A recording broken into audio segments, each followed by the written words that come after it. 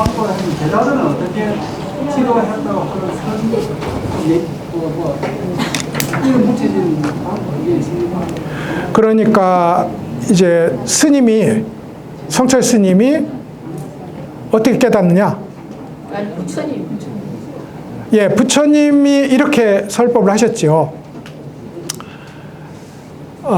그러면 이제 부처님이 중도를 깨닫고서, 중도라는 게 우리가 지금 이목구가 중도를 실천하는 효율적인 방법이니까 이목구 하는 거예요.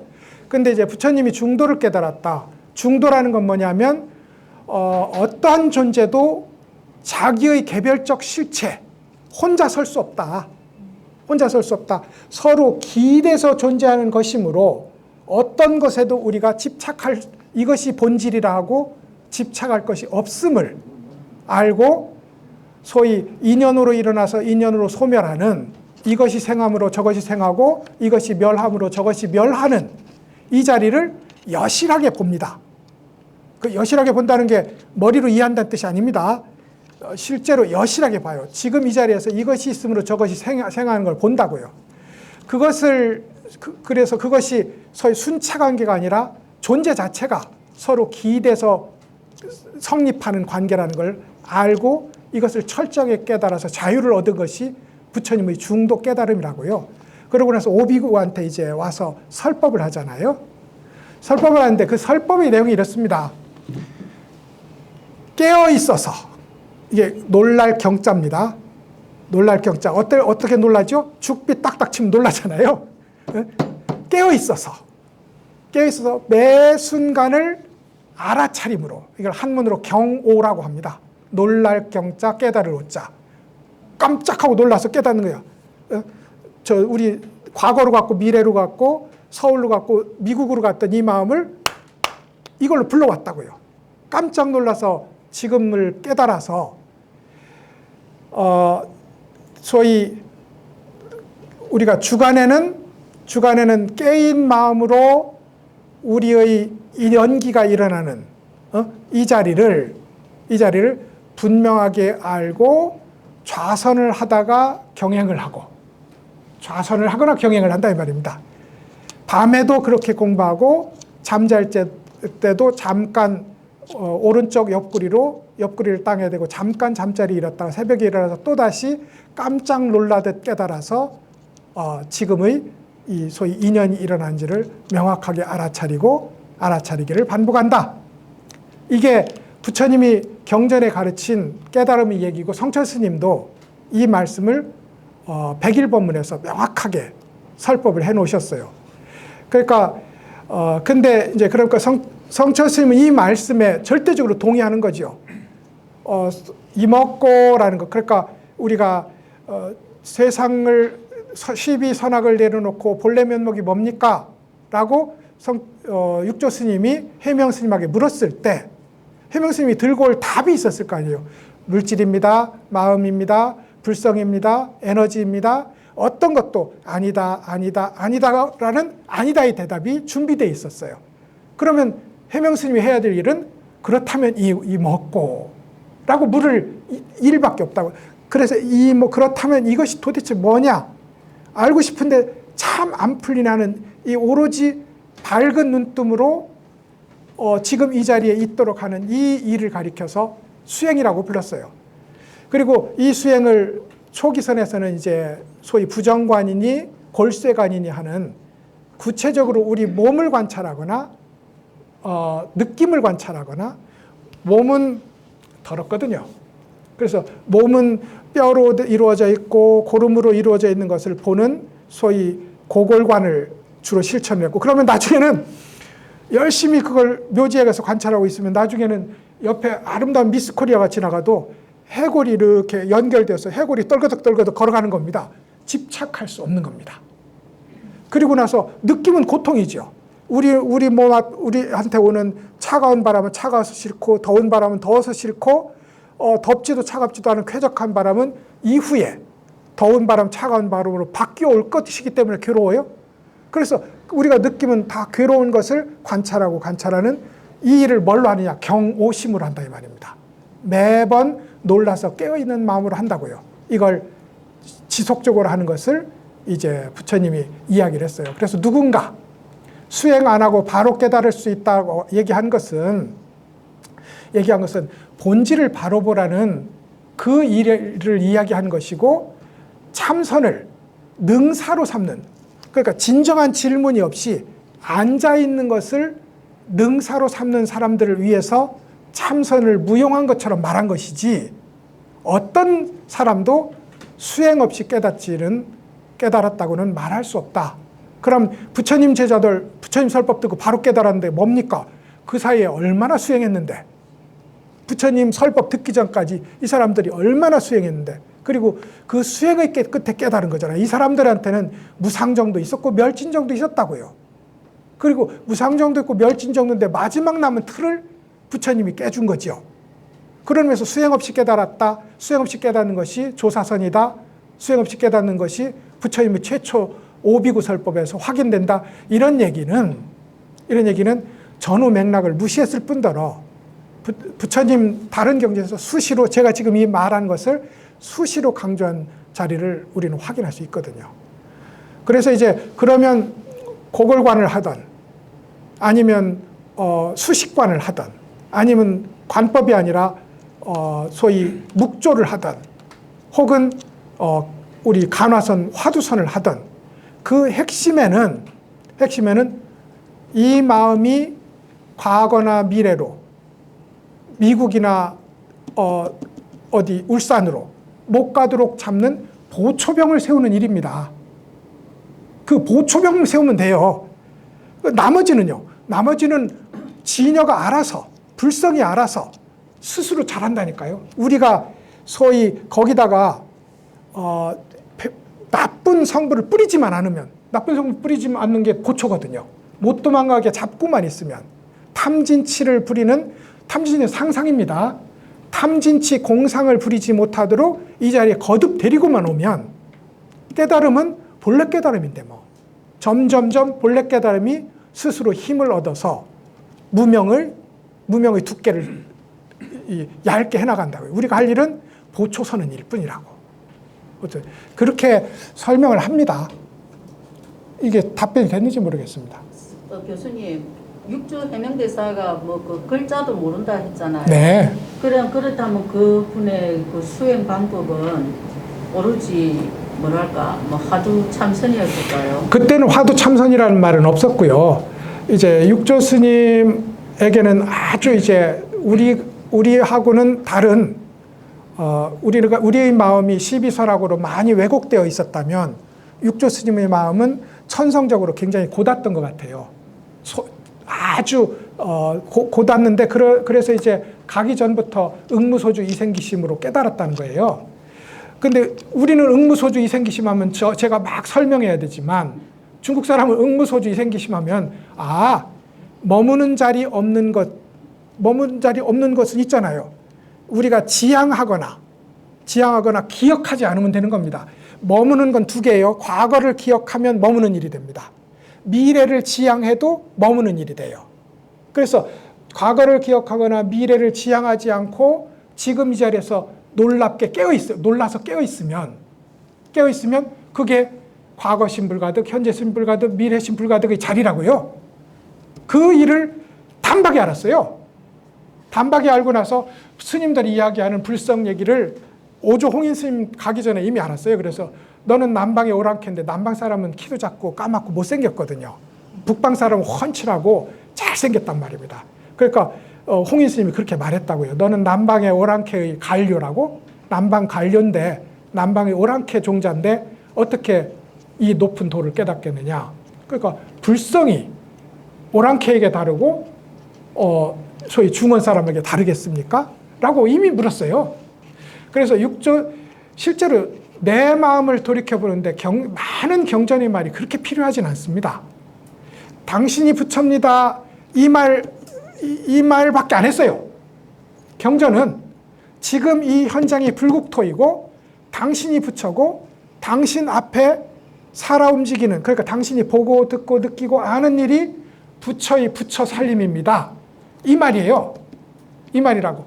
근데 이걸 하기 위해서 여러 가지 방식, 총괄하자면 쌍차 쌍조이고 소위 선정과 지혜를 닦는 일이지만 이 말밖에 안 했다고요. 어떤 경전을 읽어도. 그러니까 경전 한 구절 읽고 잊지 않고 소위 그 경전의 한 구절에 예를 들어 지도문안 유혐간택 시비선악 호를 가리지만 않으면 깨달음은 여기 있다.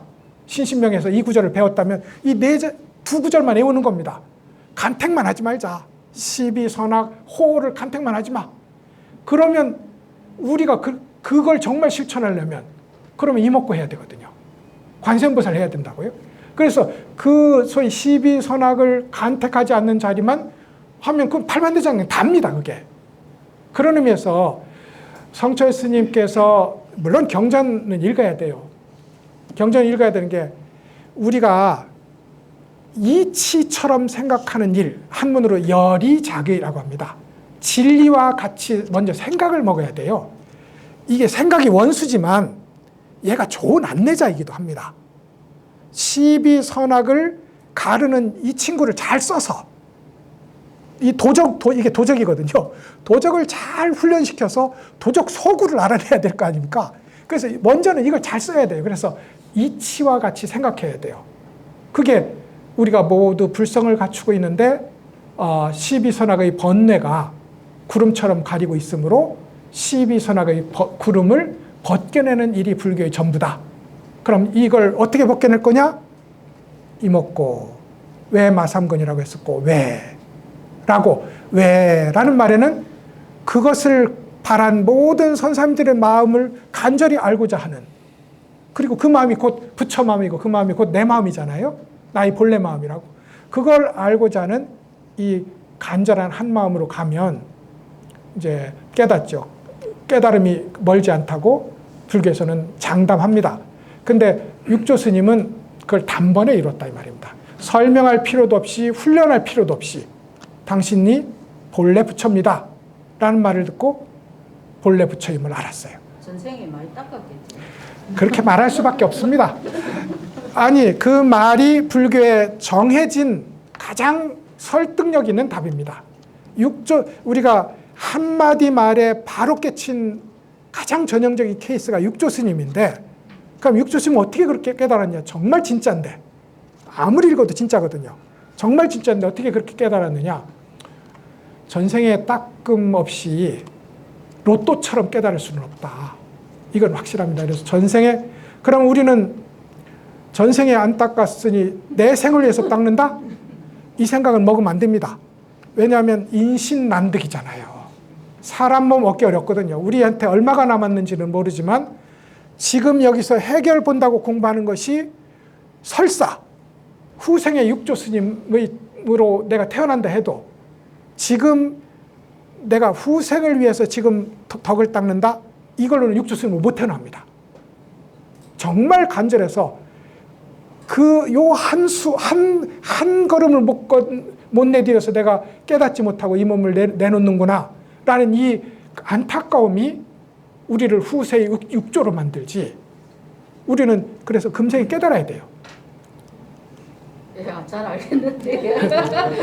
그래, 물론 사람 몸 받기 굉장히 힘들다더라고요. 네.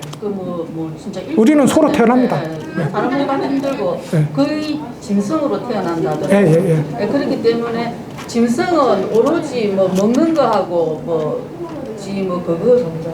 그거밖에 모르기 때문에 이게 사람 몸 받았을 때 이런 법이 있다는 것도 알고 또 이걸 해야 된다는 것도 알 때 이때 안 하면 안 된다는 맞습니다. 식의 그 말이 나오기 때문에 그렇다면은 방법은 일단은 탐진치를 다 내려놓고 육바람일을 행하고 오로지 열심히 하두를 부지런히 참고하는 수밖에 없네. 딴 건 없네. 그치? 네. 그래 이제 그러면 이 공부가 왜 필요하느냐? 이 공부에 대한 믿음이 있어야 돼요. 그러니까 믿음이 깨달음의 어머니입니다. 이 공부를 왜 해야 되고 이 공부는 반드시 성공할 수밖에 없다는 이 사실을 굳건하게 믿는 믿음이 먼저 있어야 되고, 그 다음에 제가 이 마음이 심의식이라고 불리는 6식, 7식, 8식이라는 이 마음이 도둑놈이긴 하지만 얘를 잘 훈련시켜서 이 소위 분별적 차원에서 얘를 잘 이해해야 돼. 최소의 이해는 있어야 돼요. 우리가 불성을 갖춘 존재라는 게 뭔지를, 그래서 깨달음 흉내는 낼 수 있어야 돼요. 그거는 옳은 건 아니지만 내가 깨달음이 뭔지 깨달음의 흉내는 낼 수 있어야 된다고. 이게 이해라고요. 그러고 나면 이제 이목구를 하던 실천하는 겁니다. 근데 예를 들어서 탐진치를 다 내려놓는다. 탐진치를 내려놓겠다는 생각으로 탐진치를 내려놓지 못하는 거 알죠? 못 내려놓습니다. 탐진치를 내려놓는 게 이목구입니다. 육바라밀을 닦는다고 하는데 육바라밀을 닦는 게 이목구입니다. 이렇게 공부하셔야 돼요. 그래서 표면적으로 흉내내는 육바라밀이 있고 심층적으로 심화되는 육바라밀이 있어요. 그리고 심화되는 육바라밀은 소위 이 참선으로 자기 본래 마음을 깨닫는 이 일 없이는 육바라밀을 팔 정도 탐진치 제거 이게 안 되는 겁니다. 그런 의미에서 우리 공부를 점점점 초점 모아가듯이 이렇게 공부를 해나가야 된다. 그래서 성철 스님도 법문하다가 수시로 이렇게 경전을 5,000년의 경전을 한꺼번에 꿰다 해도 공부 순간순간 이목구가 없으면 제사를 지내는데 신주가 없어. 잘 사는 집에는 수신주고 못 사는 집에는 지방문인데 제사를 지냈는데 위패도 안 갖다 놓고 제사를 지낸 겁니다. 누구 먹으라고. 제사는 다 지냈는데. 그래서 이 제사는 우리가 이먹고 하는 자기 질문 없이 책 읽는 제사를 지낼 수는 없다. 이겁니다. 그래서 이먹고라는 걸 가지고 점점 초점을 맞춰가는 그런 공부를 하자. 이게 성철. 우리가 저 거울에 먼지가 깎인 걸 닦아내는 거라 일 안 합니까? 네. 화두들은기 그렇다면은 우리가 지금까지 살아오면서 미세한 번뇌가 얼마나 많겠어요. 그렇다면 우리가 하도 한 무씩 될 때마다 그 번뇌가 없어지는 겁니까? 아니면은 자꾸 뭐라노 깊숙이 들어가가지고 뭐 초점 식으로 화두 드시는 겁니까? 화두 들면 번뇌가 없고 번뇌가 있으면 화두가 없습니다. 그래서 우리는 화두 드는 일에 그러니까 성철 스님이 왜 동정이려, 몽중이려, 오미이려 화두의 이려함을 그렇게 강조했느냐면 화두가 있으면 망상이 없어요. 망상이 없으면 그게 곧 부처입니다. 예? 그러니까 화두가 수단이 아니에요. 화두는 부처하고 만나는 문이지, 유리창이지, 지금 많은 현장이라고요. 그런 의미에서 화두가 있으면 번뇌가 없고, 번뇌가 있으면 화두가 없어요. 그러니까 물론 길게 보면 화두가 깊어지고, 화두가 여일해지면 번뇌 망상이 점점점 옅어가는 걸 스스로도 알 수 있어요. 알 수 있지만 논리를 그렇게 세우시면 안 되고, 오로지 화두 일념으로 집중하는 것. 이것이 그러니까 그래 아미탑을 염불 하면 그래 오죽하면 물 세 단지 깃는 벌을 내렸다는 거잖아요. 선방에서 아미탑을 염불하면 벌을 내렸다는 거예요. 그 정도로 이제 참선에 대한 믿음이 있었던 것이 선방의 얘기고 성철 스님의 얘기다. 그리고 확실한 것 같습니다. 그렇게 이제 자, 질문하시면 너무 좋고 우리 스스로 이목고라는 질문을 안고 공부할 때 비로소 명확하게 신주를 세워놓고 지방문을 붙여놓고 하는 제사다. 목적이 뚜렷한 제사다. 우리 경전 공부는 그래야 된다 이거죠. 자, 5-6-4를 보시겠습니다. 따라 읽어보실까요? 대나무에 기와장 부딪히는 소리를 듣고 도를 깨달았지만 서슴없이 조사선을 알지 못한다 하였고 복숭아 꽃을 보고 다시 의심하지 않았지만 노형이 아직 철저하게 깨닫지 못했음을 장담한다고 했다. 대체로 진정한 금이 되려면 100번의 단련이 필요하듯 본분 종사의 거듭되는 담금질이 필요하다. 나 장산치절은 오늘 용광로 앞에서 불길을 피하지 않고 자신 있게 말하고자 한다. 앙산과 현산은 향엄과 영운의 땀냄새들 꿈에서도 맡지 못하였다. 자, 이 얘기는 이제 이미 잘 알고 있는 내용이기도 하고 뭐 또 잠깐 설명을 드리면 대나무에 기왓장 부딪히는 소리를 듣고 향엄 스님이 깨달았어요. 복숭아꽃 피는 것을 보고 영운 스님이 깨달았어요. 그럼 우리 눈앞에 우리 귀에 매번 기왓장이 대나무 부딪히는 소리를 들어도 우리는 깨닫지 못하고, 우리 눈앞에 복숭아꽃을 들고 휘둘러도 우리는 깨닫지 못하는데 이분들은 어떻게 깨달았을까? 복숭아꽃 기왓장에는 답이 없는 겁니다. 그죠? 이 사람의 기운이 모이고 모여서 마치 풍선에 바람이 들어간 것처럼 한숨만 더 불어넣으면 빵 하고 터지는 순간입니다. 그게 기왓장이고 그게 복숭아꽃이었지, 이 복숭아꽃 도화꽃에는 더 이상 관심 안 둬도 되는 거예요. 그 공부가 익고 익어서 바람만 한번 불어도 열매가 떨어질 지경이 됐다 이 말입니다. 그래서 이제 향엄 스님과 영운 스님이 깨달음이 있었어요. 그러지만 향엄 스님을 대해서 아까 앙산 스님이 가서는 열에서는 깨달았지만 조사서는 깨닫지 못했군요 하고 시비를 걸었고, 영운 스님을 만나서는 현사 스님이 노형은 아직 철저하게 깨닫지 못했다는 걸 내가 손가락을 걸고 맹세한다, 이렇게 이제 말을 했다 이 말입니다. 왜 그랬느냐? 심술쟁이냐? 성철 스님이 올 때마다 그거는 아니야 라고 했는데, 그러면 심술쟁인가? 그 정도면 깨달았네 이러면 좀 화기애애하고 좋겠느냐? 용기백배할 것 같고. 용기백배하면 안 되죠? 용기백배가 아니라 깃발 부러지고 창 부서져서 패잔병처럼 돌아가는 자리에 참선의 본래 몫이 있는 겁니다. 매번 그야말로 창과 칼이 부딪히는 전투에서 철저하게 깨져 돌아가는 그 자리에 뭐가 있다니까요. 근데 그 마지막 이 소위 패배를 안겨주는 것이 선지식의 아니야 그렇거든요. 근데 이제 향엄 소위 앙산 스님과 현사 스님이 그 일을 한 겁니다. 그 일을. 그런데 이제 이분들의 깨달음이 완전히 원만한 것이라서 그 뒤에 어떻게 공격해도 어떻게 다 막아내는 그 자리를 확인하고 손을 들고 돌아간 거잖아요. 그래서 대체로 진정한 금이 되려면 100번 1000번의 단련이 필요하다. 깨달은 사람이 되려면 본분조사, 본래 마음, 부처 마음에 완전히 통일한 부처 마음을, 자기 마음이 곧 부처 마음임을 완전히 확인하고 부처와 함께 살고 있는 그 본분종사가 거듭거듭 내가 지금 손잡고 있는 부처님한테 물어봤더니 아니라 하네 라고 말할 수 있는 이 단련이 필요하다. 이게 비유하자면 금을 녹이고 또 단련하고 녹이고 단련하고 해서 순도 99.9% 100%에 이르도록 하는 길과 같다. 그러면 80%는 아니다 이겁니다. 이 얘기는 90% 아니다, 99% 아니다, 등각도 아니다 이 말입니다. 그러면 등각조차 내려놓고 완전한 묘각의 자리로 들어갈 때 그래 나도 그렇다 라고 이야기해 주는 것이 본분종사의 혹은 선지식의 가르침의 얘기다. 그래서 이제 자기도 한마디 해보겠다 이 말입니다.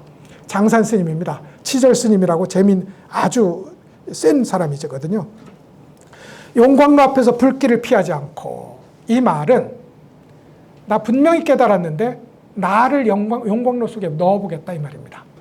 나를 용광로 속에 넣어보겠다. 나도 금인데 80% 금이면 사람들이 나를 너 깨달았다더니 내가 보니까 아니네 라고 말할 건데, 내가 오늘 지금 용광로 속에 나를 넣어볼 테니까 여러분이 나를 판정해 주세요 하고서는 앙산과 현사는 향엄과 영운의 땀 냄새들을 꿈에서도 맡지 못하였다. 그럼 이제까지는 앙산 현사가 뛰어나고 향엄 영운이 가르침을 받는 입장이었던 것 같은데 여기서는 완전히 뒤집었어요. 그러면 이 말은 또 왜 일어났을까? 바로 그 뒤집기를 위해서 가능한 거지. 혹시 앙산 현사가 영운과 향엄보다 뛰어난 것인가? 라고 생각하는 사람을 뒤집기 위해서 또 이렇게 뒤집어 준 겁니다. 그러면서 그 소위 네 분 선사들의 마음에 완전히 염화 미소를 하고 있는 장산 스님의 자기 경계를 내보인 이 얘기가 됩니다. 이것을 회호 시절이라고 부르고, 회호 시절의 핵심은 상호 부정을 특징으로 해요. 누가 가져와도 아니다, 아니다. 우리도 우리 성처 스님과 관련해서 향곡 스님과 두 분이서 그렇게 아니다를 반복했거든. 묘관은세 가면 절차 탕마정이라고 우물이 하나 있어요. 거기다 서로 담그고서 무슨 물 고문하는 것도 아니고 말해봐 했대잖아요. 그 소위 두 사람만큼 최일선에 가서 서로 멱살 잡고 서로 돌멩이 던지면서 돌을 아니다로 서로 겨뤄볼 수 있는 사람이 두 분밖에 없었던 겁니다. 그래서 떨어지면 보고 싶어하고, 그래 향곡 스님은 힘들면 보고 싶어라 성철이가 보고 싶어라 그랬다는 거예요. 그렇게 직이었음에도 불구하고 대화는 거듭거듭 틈만 나면 아니다 할 준비를 다 하시고, 이렇게 이야기했던 것이 선사들의 회고 시절이다. 부정을 중심으로 한다. 그리고 그 부정은 완전한 공감에 기초하고 있다. 이런 얘기가 됩니다. 자, 이제부터 쉽습니다. 5-7-1 읽어보시죠. 부처는 생성 없음으로 태어나고 머물지 않음으로 머문다. 우리는 업으로 태어나죠. 저는 가야동에 머물고, 누구는 중앙동에 머물고, 누구는 영도에 머물 겁니다. 그러면 그 사람은 머물잖아요. 어떤 사람은 성공에 머물고, 어떤 사람은 명예에 머물고, 어떤 사람은 금전에 머물 거라고요. 제가 기억하고 지향하면 머무는 거라고 했잖아요. 근데 부처님은 매번 부처 이 자리에 소위 깨달음의 즐거움, 이게 뭐냐면 반야지혜가 저절로 흘러나와요. 반야지혜라는 거 그런 겁니다. 법신, 나의 이 색신이 곧 비로자나 부처님과 1cm도 어긋나지 않은 완전한 통일체라는 걸 아는 일, 해탈, 모든 일을 해도 오징어 게임을 만드는 규칙에 얽매이지 않는, 게임의 패러다임에 스스로를 묶이지 않는 이 소위 반야법신 해탈의 즐거움을 누리면서 하는 일마다 중생을 제도하고 중생을 이롭게 하는 일이다. 이게 이제 소위 생성없음으로 태어나고 머물지 않음으로 머무는 일입니다. 기억과 지향이 없어요. 그러니 머물지 않아요. 이것이 부처의 특징이다. 우리는 업으로 태어나서 소위 집착으로 머문다. 우리와 다른 거죠. 우리는 색, 수, 상, 식으로 구성되어 있잖아요. 우리 물질적 존재를 색을 나누면 지수, 화풍이고, 색이라는 건 물질이고, 수상행식은 정신 요소라고요. 그러면 느낌을 나라고 생각하고, 생각을 나라고 생각하고, 우리가 이제까지 실천해오고 습관된 것을 나라고 생각하고, 저 깊은 의식을 나라고 생각하잖아요. 그런데 부처는 뭘로 이루어졌냐면 개, 정, 해탈 직연으로 이루어졌어요. 이 여법이 굉장히 아주 유용한 겁니다. 우리는 오온으로 이루어졌지만 부처님의 법신은 소위 5가지 덩어리는 똑같은데 그게 개정해 해탈 직연으로 이루어졌다고요. 마찬가지로 우리는 업식으로 태어나지만 부처님은 태어남 없음으로 태어나요. 불생불멸로 태어난다고요. 그럼 우리 실천사학으로 가면 우리가 생멸을 멈추고, 생멸은 12선악입니다. 12선악을 분별하는 운동을 멈추고 무심의 자리로 돌아가면 그 자리에 부처가 일어나는 겁니다. 그런데 우리는 1초 부처의 99.9% 중생으로 돌아가서 문제지. 분명한 건 불생불멸의 자리에 우리가 무심으로 자리 잡는 그 자리는 부처를 만나는 자리예요. 부처를 만나는. 그래서 이제 부처는 어디서 태어나냐? 부처라는 육신은 가비라성에서 소위 마야부인의 몸에서 태어났지만 진짜 부처는 생성 없는 불생불멸의 자리에서 태어난다. 그래서 반야심경이 반야가 모든 부처의 어머니라고 부르는 겁니다. 불생불멸의 반야가 모든 부처의 어머니다. 이 부르는 이유가 그겁니다. 부처는 생성 없음으로 태어나고 머물지 않음으로 머문다. 이렇게 이야기했어요. 우리 역시 부처가 되기 위해서는 시비선악을 내려놓은 자리에 거듭 돌아가고 그리고 기억하고 지향하는 일 없이 매번 이것 먹고 라고 묻는 자리에 현전하고 있어야 된다. 이것이 우리 실천의 과제다 이거죠. 한 구절만 더 하고 맞춰드릴까요? 5-7-2번입니다. 모든 현상이 생성하는 일이 없으면 깨달으면 묘각이라고 부른다. 한 생각에 바로 뛰어넘는 것이지 번다하게 논의하겠는가. 불생불멸을 깨달으면 그게 묘각이다. 그러니까 삼세제불이 반야바라밀다. 이게 불생불멸이잖아요. 반야바라밀다에 의지함으로 안욕다라 삼맥삼불을 성취하잖아요. 이 얘기를 이렇게 표현했어요. 마침 이것이 남양해충 스님의 반야심경 서문입니다. 반야심경. 우리가 경전 많이 공부할 필요가 없잖아요. 반야심경 하나면 된다고요? 근데 우리는 이제 외우기는 외우는데 그걸 이제 내재화하지를 못했어요. 어찌됐든 반야심경 하나면 된다고요? 근데 남양해충 스님이 반야심경의 서문을 쓰면서 이렇게 얘기했어요. 모든 일이 제법이 생성하는 일이 없으면 불생불멸임을 깨달으면 그것을 안욕다라 삼맥삼불이라고 부른다. 묘각이라고 부른다 이 말입니다. 근데 이것은 소위 십신, 십주, 십행, 십회향, 십지를 거쳐서 다양한 단계를 거쳐서 올라가는 것이 아니라 한 마음의 얘기이므로 일심에 대한 얘기이므로 한 마음에 깨달으면 되는 것이지 단번에 깨달으면 되는 것이지 이걸 무수한 지위점차를 거칠 필요는 없다. 만사만물이 한 마음을 아는 일은 한수면 필요한 거지. 한 번의 눈뜸이면 필요한 거지. 이걸 거듭거듭 그럴 필요는 없다. 이게 이제 남양해충 스님의 얘기입니다. 그래서 이제 사실 우리 그런 겁니다. 경전을 읽으면서 계속 경전에서 금강경은 무슨 얘기, 법화경은 무슨 얘기, 화엄경은 무슨 얘기라고 이해하면 뭐가 뚫릴 것 같은 이 답답함, 이 간절함, 이건 기특하긴 하지만 둔한 일인 건 틀림없어요. 어떻게 둔하냐?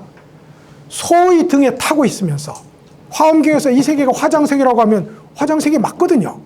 그런데 화엄경을 읽고 읽어야 이 세계가 화장색인지를 확인할 거라고 생각하면 소의 등에 타고 있으면서 소를 찾는 일이고 거울을 보고 있으면서 나를 찾는 일이에요.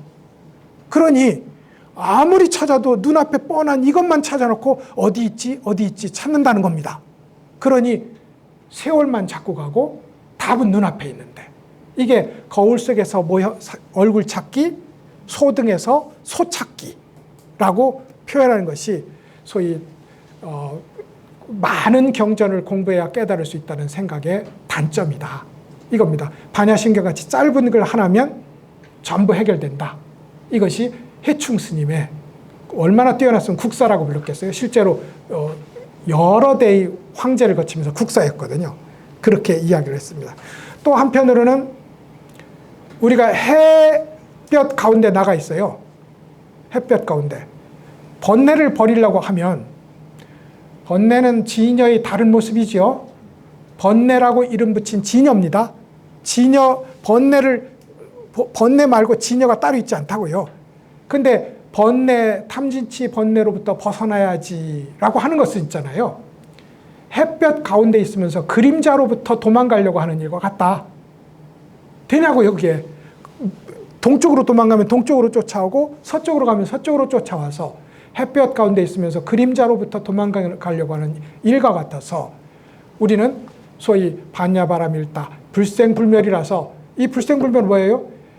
모든 법이라고 했으니까 진여, 불성도, 불생불멸일 뿐더러 우리의 색수상행식으로 구성되어 있는 다양한 탐진치 번뇌 역시 불생불멸이에요. 우리가 시비선악을 내려놓고 나면 부처도 불생불멸이지만 번뇌도 불생불멸이라고요. 그 자리에 바로 가 있는 일은 뭐로 가능하다고요? 죄송합니다. 이목구로 가능합니다. 온만이 반면으로 가능한 것이고 왜 어째서로 가능한 거예요. 그것을 그것을 하자는 게 선문정로이고 실제로 그것을 하자는 것이 불경이거든요. 근데 이제 매번 철봉은 어떻게 하는 것이다 하는 책을 10권 읽었다고 오늘 당장 가서 철봉 한번 해보는 것보다 못하잖아요. 어떻게 하는 것이다는 요령을 알고 나서는 바로 철봉을 해야 되고 공을 쳐야 되고 공을 던져야 되고 그리고 요리를 해야 돼요. 요리를 해야지. 소금을 넣으면 한 스푼 넣으면 짜다, 2스푼 넣으면 짜다 넣어보고 먹어봐야죠. 먹어야지. 그것이 우리가 직접 공부하는 믿음과 이해가 있으면 바로 실천이 있어야 된다. 그 실천이 염불이고 참선이다. 그런 얘기를 여기까지 했습니다. 자, 이렇게 해서 이제 35분. 공부는 생각보다 많이 간단하고 아까 육조 스님이 무식하다고 했는데 우리 한국 근대 경허 스님의 제자였던 경허 스님한테는 3분의 달월자가 들어가는 분이 계셨거든요. 근데 해월, 수월, 만공이에요. 만공이 달의 별명이거든요.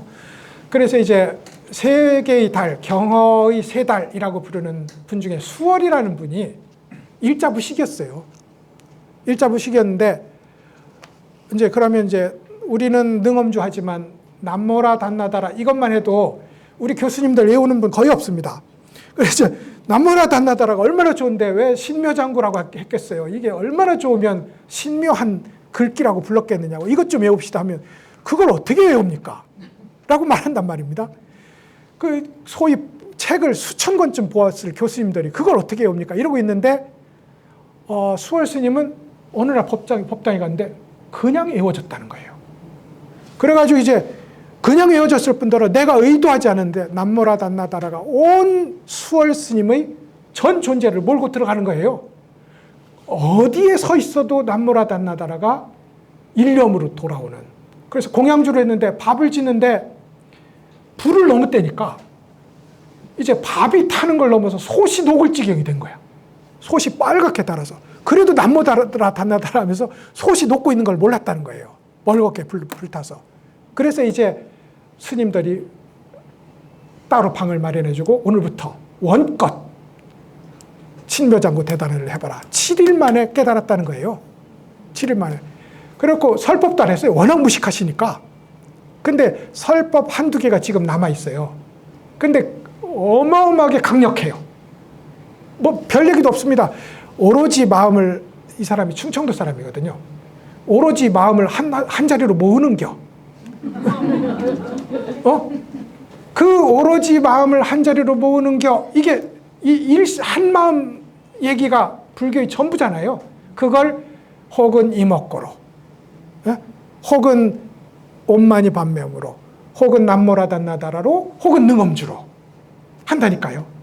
그래서 한 자리로 모아지면 뭐예요? 한 자리로 모아지는 이 자리에는 번뇌가 없습니다. 번뇌가 없는 만큼 부처예요. 근데 그럼 수월스님처럼 자나깨나 남모라 단나다라가 있어서 어떤 것도 들어오지 못하면 이미 관세음보살인 거죠. 그래서 관세음보살처럼 살았던 수월스님 얘기도 일자부식이었습니다. 그렇게 많은 지식이 필요한 건 아니다. 제가 여기서 한문 조금 읽는 걸 가지고 아는 척 하지만 이 문제하고 눈 뜨는 일하고는 거의 무관하다. 다만 책을 보고 있으면 결심을 거듭하잖아요. 책을 뗄 수는 없습니다. 우리가 화두 참선을 하고 열심히 공부한다 해도 매번 이 이치를 거듭 확인하고 다시 믿음을 일으키고 다시 환희심을 일으키고 다시 이해하고 그리고 다시 실천하는 매번. 그걸 위해서는 글을 읽어야 돼요. 근데 글 읽는 걸 능사로 삼으면 안 됩니다. 글 읽는 걸.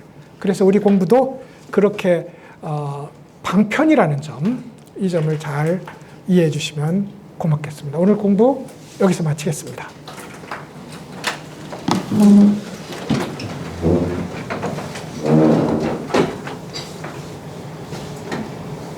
교수님께 합장일비 올리겠습니다.